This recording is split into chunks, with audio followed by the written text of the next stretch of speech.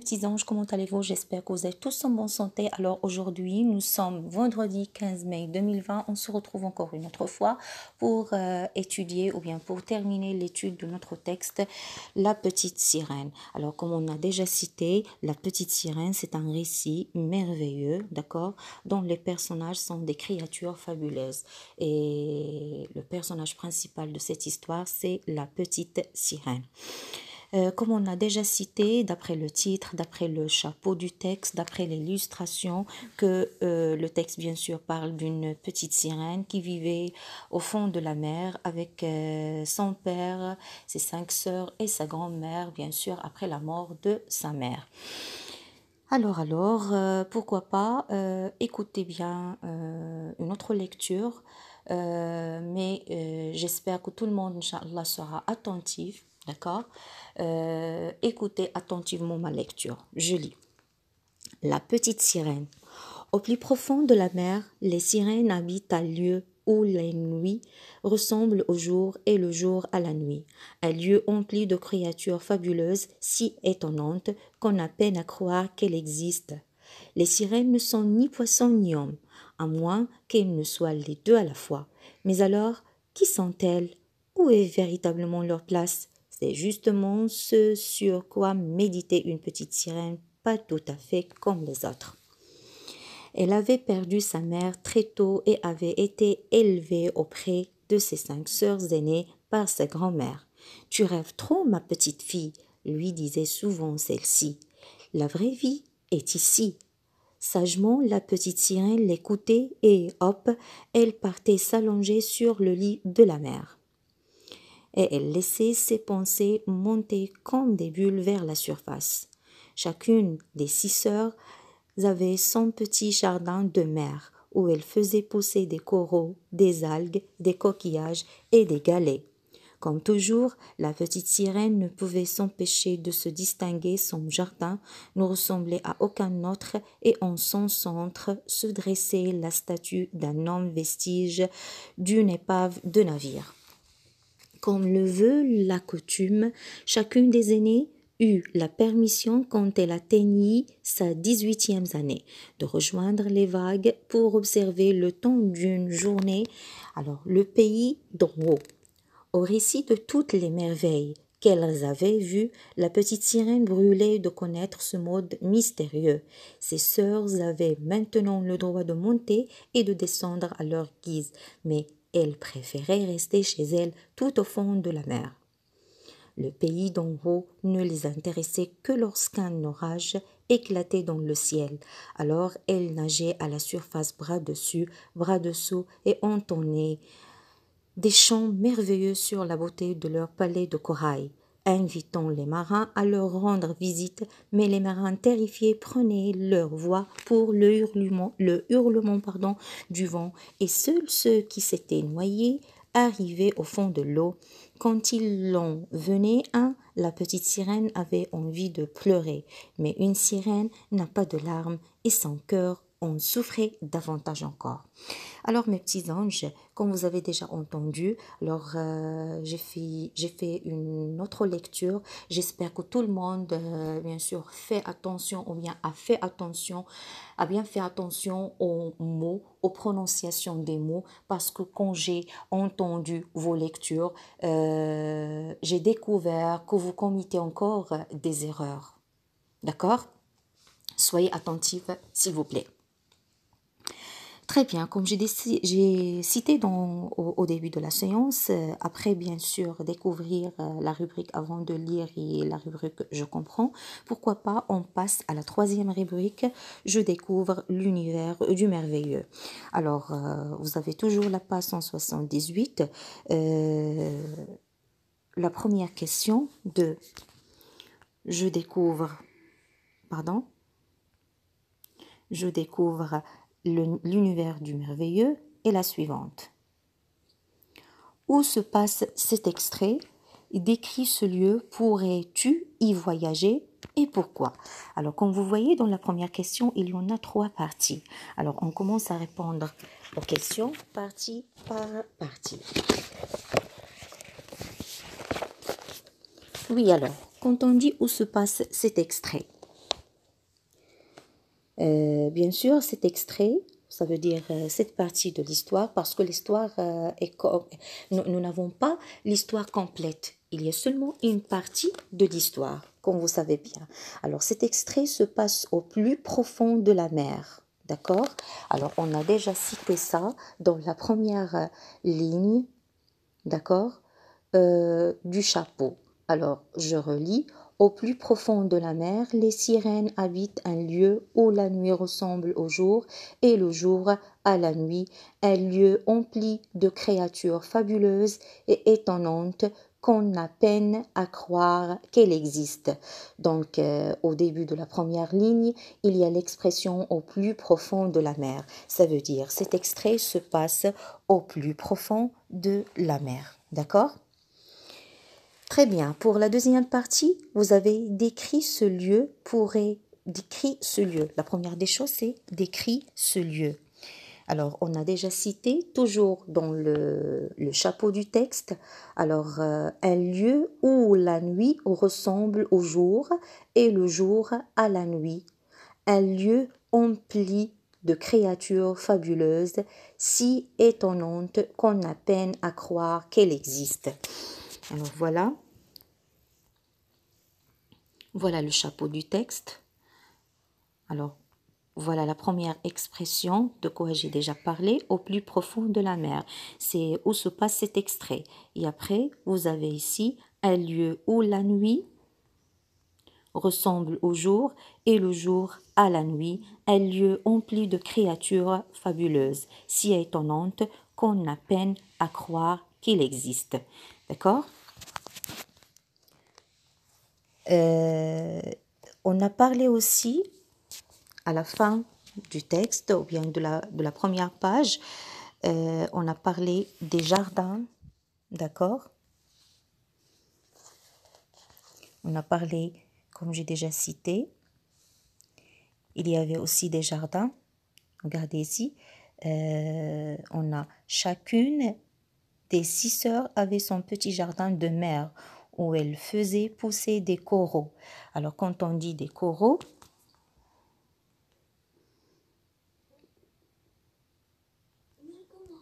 voilà les coraux, mes chers élèves, d'accord? Et je vous donne aussi l'explication. Alors, quand on dit coraux, alors c'est le pluriel du nom masculin corail. Alors, le premier sens, c'est animal des mers chaudes, aussi appelé polype, vivant en colonie, son squelette calcaire, associé à celui de nombreux autres, forme un récif sous-marin. D'accord? Le deuxième sens, partie de couleur rouge d'une coquille Saint-Jacques et de quelques autres crustacés. Alors, je retourne à l'image. Alors, voilà les coraux, d'accord? Donc, chacune de ces sœurs, il avait un jardin où il y a avec des coraux, d'accord? Aussi bien avec des algues, voilà les algues, d'accord?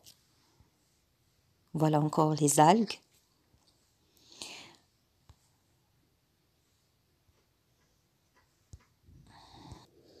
Et voilà la définition de mot algue. Alors, algue, c'est un nom féminin, d'accord? C'est une plante aquatique. Quand on dit aquatique, ça veut dire c'est une plante qui vit dans l'eau, à chlorophylle. Le chlorophylle, c'est une matière qu'on peut la trouver dans les plantes et sa couleur, bien sûr, verte, d'accord? Et sans racines. Il n'a pas de racines. Vous connaissez bien sûr les racines. Alors, les synonymes du mot algue, c'est varech et gémeaux. D'accord?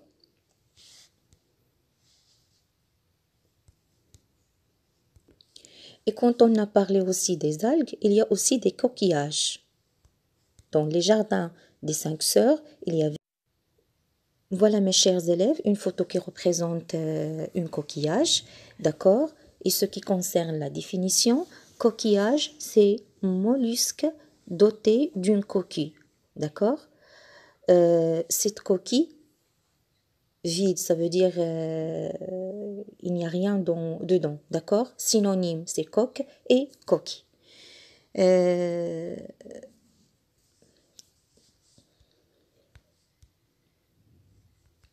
il y a aussi dans le jardin des 5 sœurs ce qu'on appelle des galets.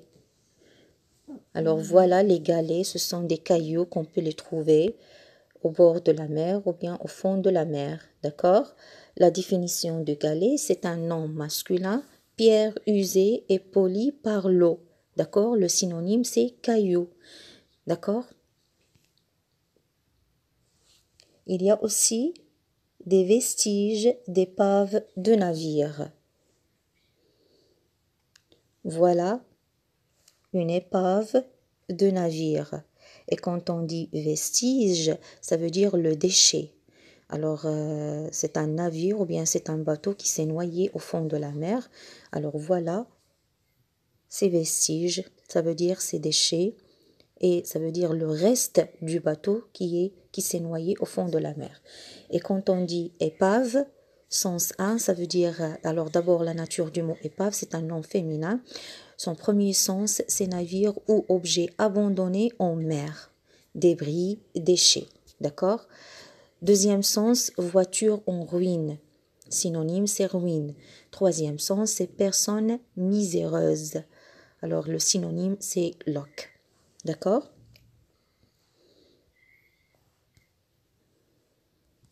Alors, on revient bien sûr à la rubrique Je découvre. On a répondu à la première partie où se passe cet extrait. La deuxième partie décrit ce lieu. Pourrais-tu alors voyager? Alors, est-ce que vous pouvez y voyager? Ça veut dire voyager au fond de la mer. Alors, bien sûr, la réponse sera on ne peut pas y voyager. Et pourquoi? La troisième partie de la question, parce qu'il est imaginaire. Donc, c'est un univers ou bien c'est un lieu qui est imaginaire. C'est un univers merveilleux. D'accord? Et quand on parle d'un univers merveilleux, ça veut dire... Voilà une explication de merveilleux. D'abord, quand on dit univers, ça veut dire un monde. D'accord? Merveilleux, c'est un adjectif qui est admirable, exceptionnel, surnaturel, quelque chose qui est surnature. D'accord? Alors, magnifique. Il y a deuxième sens, extraordinaire, étonnant, inexplicable, prodigieux, qui est admirable, exceptionnel, surnaturel et magnifique. Au meilleur de ce qui est possible, d'accord?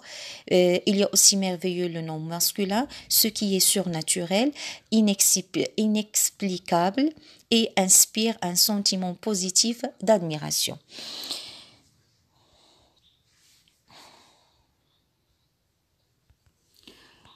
Alors, voilà la deuxième question. Imagine alors où, en la dessinant, une des créatures fabuleuses qui emplissent ce lieu. Alors j'attends de vous bien sûr de faire dessiner une créature fabuleuse fabuleuse et la décrire à l'oral, d'accord?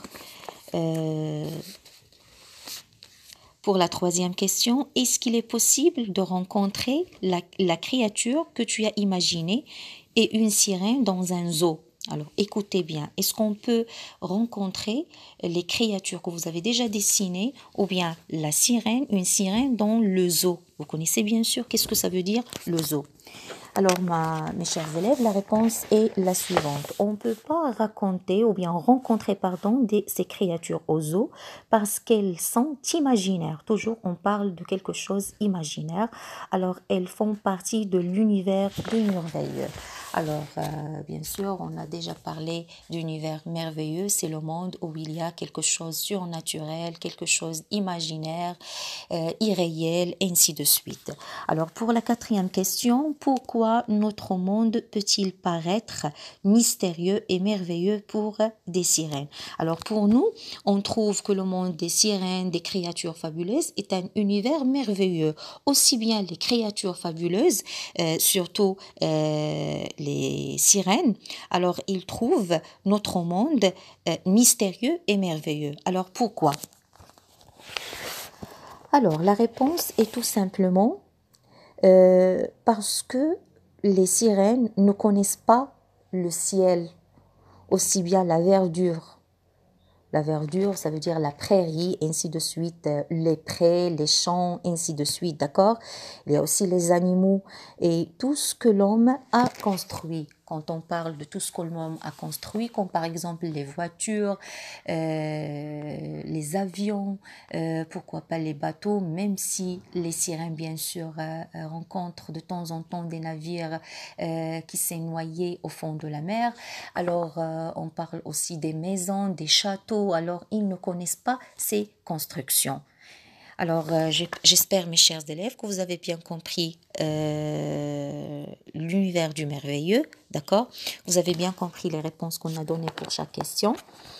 Et c'est ce que vous avez donné, bien sûr, d'accord? C'est seulement une correction pour cette partie, d'accord? Alors, on passe maintenant à la rubrique « J'enrichis mon vocabulaire ». Pardon? Voilà. Alors, la première question remplace les mots soulignés sans changer le sens des phrases. Alors, tu peux utiliser un dictionnaire. Alors, vous avez la petite sirène méditer sur qui elle était vraiment.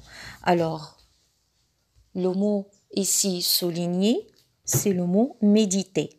Avant de trouver le synonyme de ce mot, alors pourquoi pas on étudie sa nature. Regardez bien sûr. Alors, méditer, quelle est la nature de ce mot? Très bien, c'est un verbe. Alors, si le verbe méditer, c'est un verbe du premier groupe, se termine ici par AIT, ça veut dire il est conjugué à l'imparfait et comme vous savez bien, tous les verbes d'un récit ou bien d'un récit, oui, alors ils sont conjugués à l'imparfait et on trouve parfois des verbes qui sont conjugués aussi au passé simple, d'accord? Tous les verbes sont conjugués toujours au passé, des temps au passé, soit le passé simple, soit l'imparfait. Donc, on revient au mot méditer. Par quoi, mes chers élèves, on peut remplacer le mot méditer? Alors, si on a parlé de l'explication du mot méditer, alors mes petits anges, comme j'ai déjà dit, on va voir l'explication du verbe méditer, c'est examiner, se mettre à une intense réflexion, ça veut dire réfléchir profondément, d'accord? Projeter, combiner quelque chose, exemple, méditer un mauvais coup, d'accord?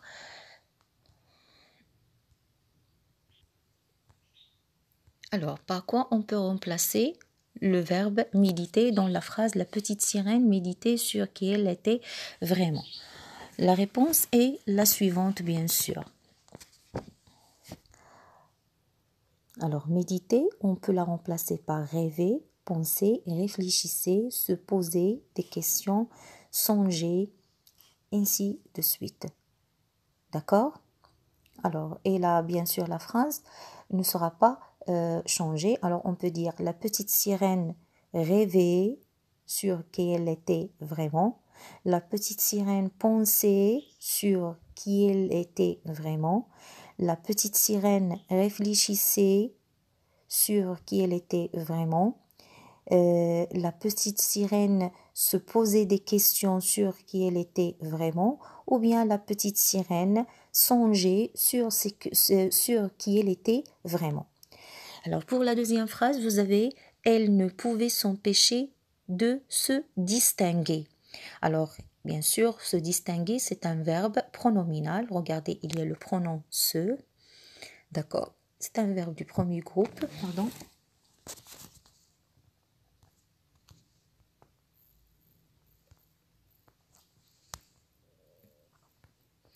Il se termine par ER, se distinguer, d'accord? Pourquoi pas, se distinguer, alors pourquoi pas on donne la définition du verbe se distinguer. Alors se distinguer, ça veut dire,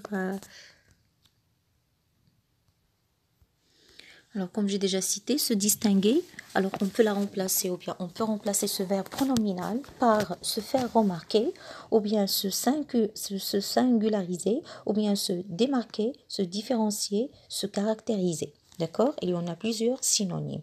Alors, sans changer bien sûr le sens de la phrase, on peut dire « elle ne pouvait s'empêcher de se distinguer, ou bien de se faire remarquer, ou bien de se faire singulariser, ou bien de se faire se démarquer, pardon, ou bien de se faire se différencier, ou bien de se faire se caractériser. D'accord? Il y a aussi elle brûlait de connaître un nouveau monde.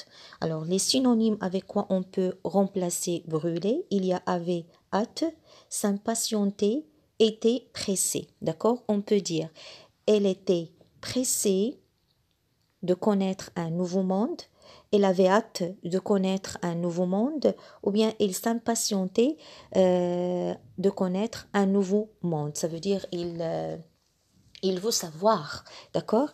Il a la curiosité de connaître un nouveau monde, d'accord? Elle trouva les vestiges de l'épave d'un bateau. On a déjà expliqué qu'est-ce que ça veut dire vestige. Alors vestige, ça veut dire reste ou bien trace ou bien ruine, comme j'ai déjà expliqué au début de la séance. Et l'épave, ça veut dire carcasse ou bien débris.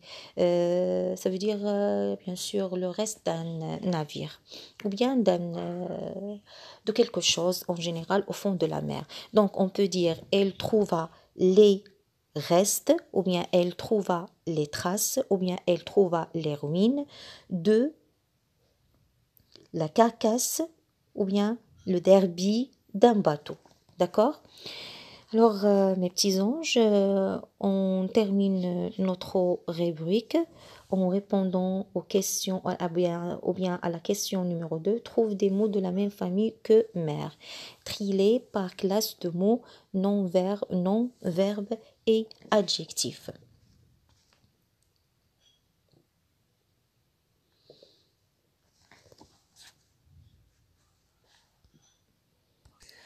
Voilà mes petits anges, les mots de la même famille que mot mère. Il y a maritime, d'accord, c'est un adjectif, sa nature c'est un adjectif.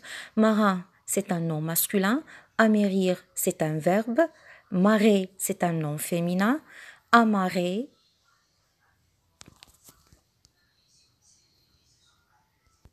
Alors comme j'ai déjà dit, alors amarrer, alors il lui manque ici un R, c'est avec deux R, c'est le verbe amarrer. D'accord?